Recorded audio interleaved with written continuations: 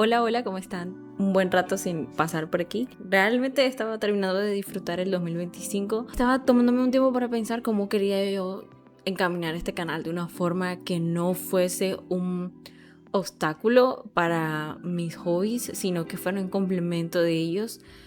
Y ahí fue donde decidí un poquito sobre qué voy a hacer este año en este canal de YouTube. Y para eso hice algunos cambios. Siempre es como pensando en lo que el otro quiere y no realmente lo que yo quería compartir. Y a pesar de que yo quería compartir muchas cosas, sé que no lo puedo compartir todo. Entonces cuando pueda compartiré cosas que de pronto no tienen nada que ver con libros, pero la mayoría de mi vida y lo que yo más exploro, mi pasatiempo número uno y algo que no quiero dejar de tener es la lectura. Y por eso a partir de ahora lo que más quiero conversar son libros.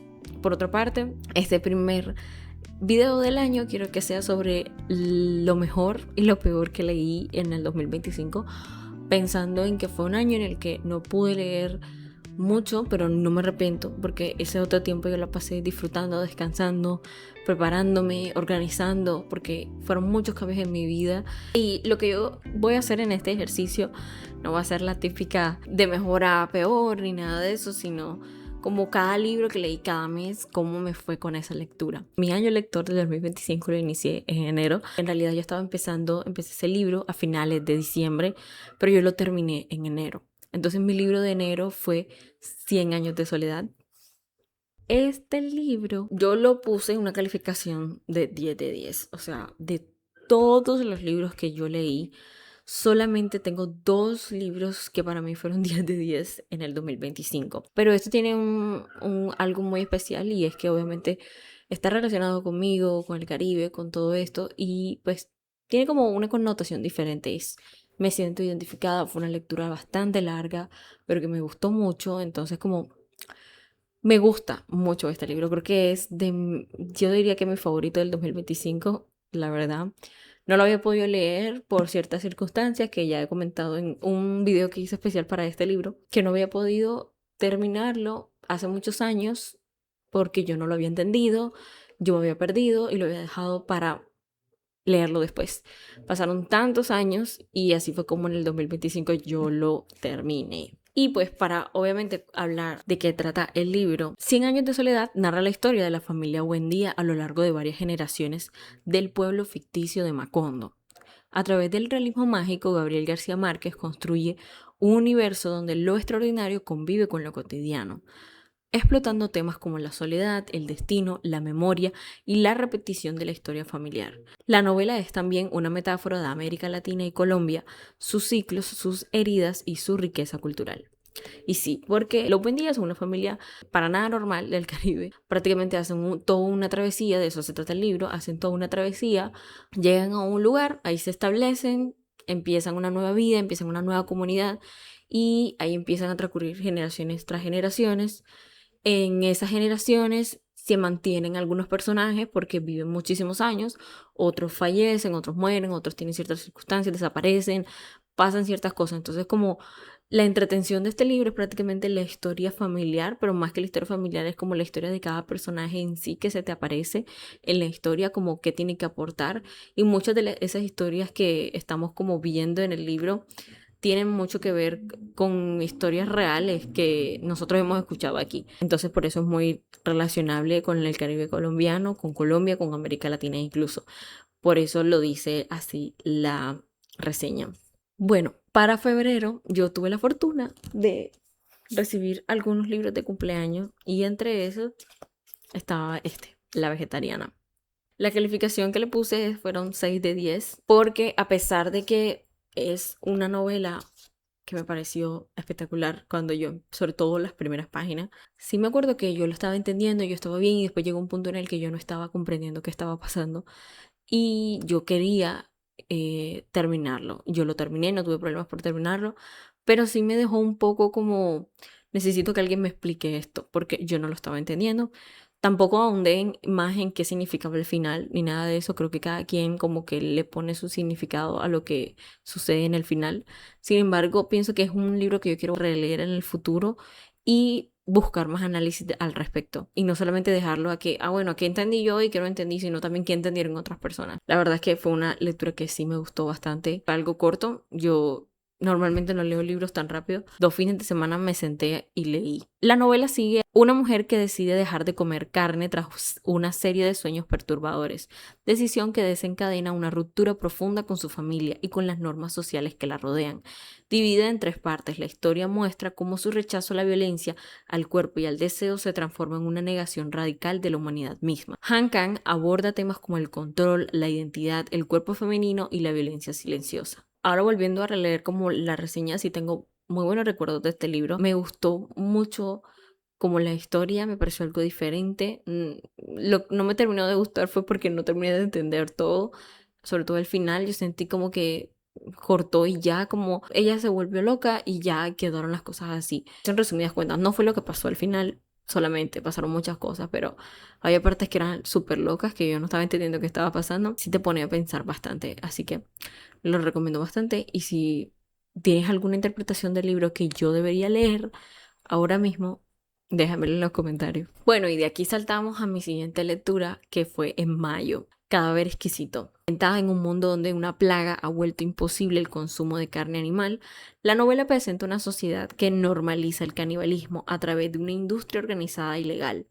Marcos, su protagonista, trabaja en un frigorífico humano y comienza a cuestionar el sistema cuando entra en contacto con una mujer destinada al consumo. Agustina Basterrica, la escritora, construye una distopía brutal que reflexiona sobre la deshumanización, el lenguaje y los límites morales. Como saben, este libro yo hice una reseña muy especial también en este canal. Este es el segundo libro que es 10 de 10 porque realmente no tengo nada que criticarle. Me encantó esa lectura. Una lectura que me absorbió, que me puso a pensar un montón. Sobre todo persigo mucho historias diferentes o historias que ya nos las han contado, ya las hemos visto en otros formatos y las vemos otra vez aquí, pero puestas desde otras perspectivas. En vez de una historia que hable sobre una plaga, el fin del mundo, cómo ahora pasamos a ser caníbales o cosas así, al pasamos a algo muy específico y contamos la historia de algo pequeño. Por eso me gustó la historia, muy buena lectura, la verdad, de mis favoritas. Y de mayo saltamos a junio. Junio se caracteriza por este librito que me dio un dolor de cabeza. La novela sigue el viaje de Arturo Cova y Alicia a través de los llanos orientales y la selva amazónica. Un descenso físico y simbólico hacia un territorio marcado por la violencia, la explotación y la barbarie. En el contexto del auge cauchero, José Eustacio Rivera, el escritor, denuncia los abusos cometidos contra trabajadores e indígenas, mientras retrata una naturaleza implacable que devora a quienes se adentran en ella. Es una obra clave de la literatura colombiana, cruda y densa. Como tengo sentimientos encontrados sobre esta novela. Resulta y pasa que yo no pude como terminar de disfrutarla por cómo estaba escrita, porque era bastante difícil de seguir. Yo lo hice con un club de lectura, el club de lectura de Luismi, en el estante literario, un canal de YouTube que sigo desde hace bastante tiempo. Y yo entré a ese club de lectura y gracias a ese club de lectura yo lo pude terminar, porque yo creo que yo sola no lo hubiera terminado. Tuvo partes que yo me divertí mucho, que las entendí, pero había muchas partes que yo no estaba entendiendo. Entonces yo creo que es una lectura que voy a dejar para el futuro. Lo recomiendo, seguramente va a haber muchas personas que le va a encantar este tipo de lectura. No es la mía, pero por un momento pensé que sí lo era. Yo tengo pendiente ver la serie, entonces como de pronto me gustara más la serie. Un recomendado también. No es de mis mejores lecturas que yo pueda decir, la disfruté mucho, es más o menos, pero ahora vienen de las peores que yo tuve. Esto no se compara. Bueno, y de junio saltamos a septiembre. Este libro es de Riley Sager, La sobreviviente se llama en español. ¿Por qué no me gustó? Yo creo que ya este tipo de historias me fuera encantado cuando yo tenía 16 años, algo así, y han pasado muchos años, ya 10 años, obviamente no soy la misma. Pero la historia sigue a Kid McDear, una cuidadora que llega a trabajar a la mansión de Lenora Hope, una mujer anciana y muda acusada de haber asesinado a su familia una década atrás. A través de la escritura, Lenora comienza a relatar su versión de los hechos, revelando secretos del pasado mientras la casa se convierte en un espacio cargado de sospecha y tensión. La novela juega con el misterio, la memoria y la duda sobre quién dice la verdad. Y hasta ahí como la premisa estuvo bien. La verdad es que yo la estuve leyendo en un momento que yo realmente necesitaba, sobre todo escuchar. No tenía mucha ganas de sentarme a leer, pero quería ir escuchando algo. Entonces fue una lectura bastante como entretenida para leerlo, pero ¿por qué le puse 2 de 10? Porque realmente sentí que era una historia, una misma historia, la misma historia repetida de hay una sospechosa, nadie cree en ella, pero llega una nueva persona, esa nueva persona sí confía en ella por una extraña razón, o al principio sospecha, pero luego sí le cree. Y es que yo creo que ya ni siquiera recuerdo cómo termina como tal, pero me pareció tan obvio el final, sí, eso sí lo recuerdo, como que es en serio, o sea, de verdad pensé que se iban a esforzar un poquito más el escritor por mostrar algo diferente, ya que, como les digo, estoy buscando historias que si tú me presentas una historia como escritor, una historia, eso es como lo que yo estoy buscando, no que todos los escritores tengan que hacerlo. Yo estoy buscando historias ahora mismo que, si son las mismas historias de siempre, otras formas de contarlas, con otros finales, otros desenlaces. Pensé que iba a ser algo bueno, algo chévere, algo bacano pero no pasó. La verdad es que cuando estaba teniendo esta lectura y estaba llegando al final, yo estaba pensando como, no puedo creer que esta va a ser la típica lectura. Terminé la lectura por querer saber cómo terminó. No tuvo ni siquiera un final diferente, así que bueno, no me gustó y por eso le puse 2 de 10. No es una lectura que voy a recordar mucho, sino desestresándome porque necesitaba desestresarme, escuchar otra cosa. Y ya, esa es como la historia de la sobreviviente que no me gustó y no la recomiendo, la verdad. Si te gustan ese tipo de historias y estás buscando ese tipo de historias como las mismas historias y te quieres relajar y no hay problema, pues adelante. Pero si estás interesado en algo diferente, esa no es tu historia, no en cosas de misterio. Y de septiembre saltamos a diciembre, que es la última lectura que hice. En diciembre terminé esta lectura, Delirio, Laura Restrepo. El puntaje que le puse es 3 de 10, sí, ahí más o menos, porque yo al principio estaba entendiendo, luego ya no. Luego yo decía, pero ¿qué me estás contando? Luego ya entendí, estaba súper metida en la historia, no hay problema. Y cuando llega al final es como, ok, mm, eso era todo. O sea, de verdad, como que había logrado tanta tensión que yo pensé que íbamos a llegar a un punto en el que yo no iba a poder creer lo que estaba leyendo y que iba a ser un grandioso final. Pero no fue lo que pasó. Para saber de qué estamos hablando, la novela gira en torno a Agustina, una mujer que cae en estado de delirio mental repentino, y a su esposo Aguilar, quien intenta reconstruir las causas de su colapso. A través de múltiples voces y saltos temporales, Laura Restrepo explora la historia familiar, los secretos, la violencia social y política de Colombia y la fragilidad de la mente. El libro conecta lo íntimo con lo colectivo, mostrando cómo el contexto del país atraviesa la vida privada. La verdad es que cuando yo leía la sinopsis y tenía como en la mente este libro y estaba yo intentando leer este libro, yo como que, dale, pero dale, vamos a terminarlo porque sospecho que va a valer la pena.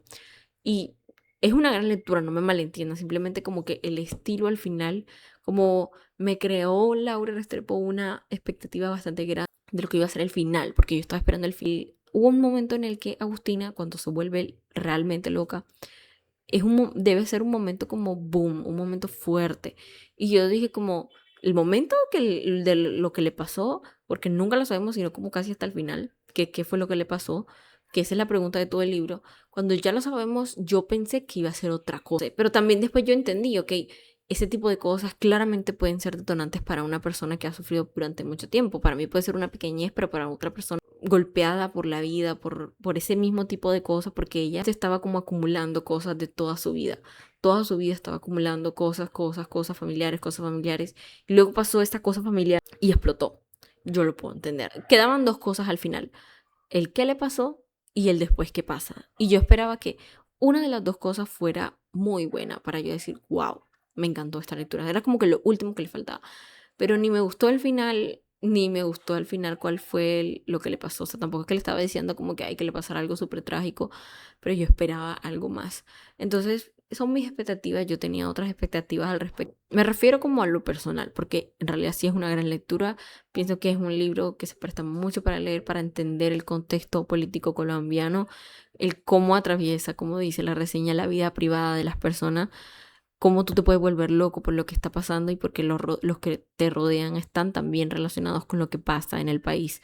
Pues claro, porque somos colombianos, vivimos aquí, etcétera.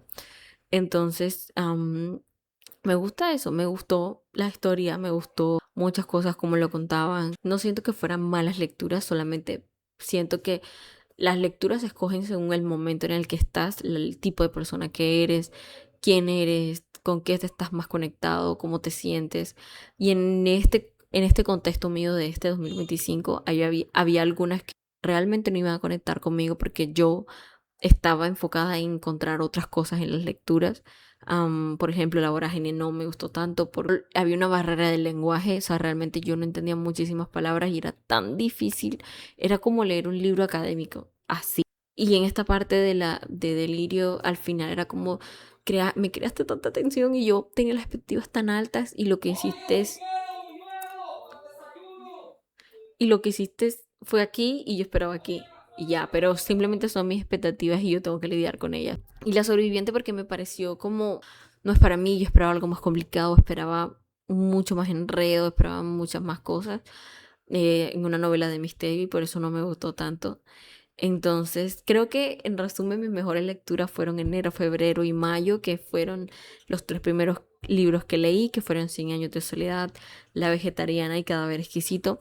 Fueron como mis mejores lecturas del año, pero después como que leí La vorágine, La sobreviviente, Delirio, y por eso pienso que también esas últimas 3 lecturas no me gustaron tanto y creo que por eso también están tan espaciadas, porque obvio, cuando tú terminas una lectura y te encantó, tú estás tan motivado por leer y por querer volverte a conectar así con esa chispa que tú buscas rápidamente otro libro que leer. Entonces por eso de enero salté a febrero de una vez y me demoré de febrero a mayo porque tenía cosas personales y estaba como aplazando y no quería, no tampoco sabía qué leer, la verdad. Lo que quería leer en ese momento no me antojaba hasta que encontré Cadáver exquisito y por eso empecé en mayo. Y bueno, me fue bien en mayo con Cadáver exquisito y pasé a junio con La vorágine. De una vez yo quería leer La vorágine, pero cuando terminó La vorágine y la logro terminar, yo no tenía ganas de leer y pude volver a leer fue en septiembre, ya después de que me mudé, de que ya como me adapté un poco, entonces en esa adaptación yo estaba escuchando el audiolibro y ahí fue que yo terminé La sobreviviente, que no me gustó y de ahí salté a diciembre porque no tenía ganas de leer. Me dejé ganar un poco por ese bloqueo lector y así fue como en los últimos meses estuve leyendo y completé en diciembre Delirio, porque no voy a decir que fue un mes cada uno, sino esos fueron los meses en los que yo lo terminé. Y en el caso de Delirio, pues terminé y yo realmente dije, quiero leer otra cosa y ahí fue donde empecé la lectura que sigue ahora, lo que estoy leyendo actualmente, que desde diciembre lo estoy leyendo. Me lo he tomado con calma, solamente llevo unos capítulos, es bastante extenso y espero en el próximo video em, hablar de ello porque es como lo que quiero hablar, ok, ahora que viene en este 2026 y yo sé que ya está un poco tarde en el año, hasta saliendo de enero para este video, pero realmente estaba pensando, reflexionando bastante sobre estos libros y qué había sido lo bueno y lo malo. Y esto fue lo bueno y lo malo, pero más que nada lo más importante es que pude seguir leyendo, que yo encontré en estos libros bastante espacio para pensar. Eso me gustó mucho de ese año, que como no leía un libro de otro tanto, tuve bastante tiempo para pensarlos, para hablarlos conmigo misma, para conversarlos, para buscar opiniones, buscar cosas y por eso también los tengo un poco más interiorizados, pensados, bastante cocinados dentro de mí. Y quiero agregar un inciso aquí y es que me dejes en los comentarios qué leíste tú en este 2025 que pasó, qué leíste, cuáles fueron tus mejores y tus peores lecturas, qué me recomendarías para leer. Espero que tengan un gran año lector y un gran año en general. Nos vemos hasta la próxima. Chao, chao.